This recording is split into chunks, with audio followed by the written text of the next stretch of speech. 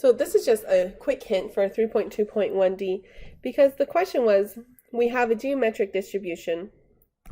Now, remember, for geometric distribution, you're asking how many times am I going to have to do something to get the first success? So your possibilities for a geometric distribution is x could be 1 time, because you have to do something at least 1 time to get 1 success. 2, 3, 4, it could take 5 times, or 6, or 7, or 8, or 9, or 10, up, ...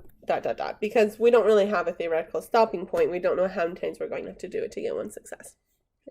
So it asks us to find the probability that x is greater than or equal to 8.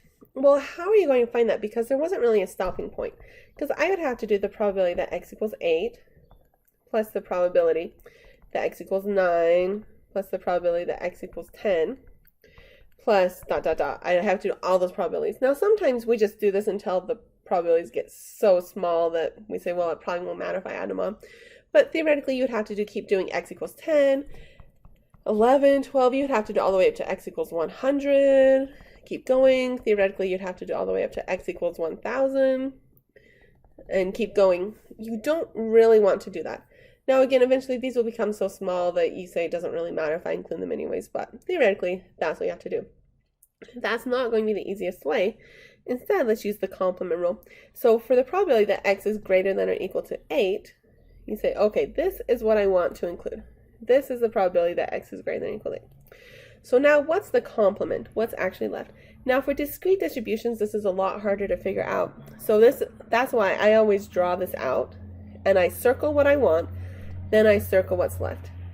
So for the complement, I want the complement to include the numbers 1 through 7. Notice I do not want to include the 8. I only want to include 1 through 7 because the 8 was included in probability that x is greater than or equal to 8. So I want to find the probability that x includes 1, 2, 3, 4, 5, 6, 7. So that's actually x is less than or equal to 7. So that's kind of confusing. We had probability that x is greater than or equal to 8. The complement of that is x is less than or equal to 7 because we don't want to include 8 both times. That's actually the CDF. So we can just do the CDF at x equals 7 because that would be easier to put into your calculator than doing each one of these individually. So now you'll find the probability of 1 to 7 or put it in your calculator if you have that capability, and that's going to be your final answer.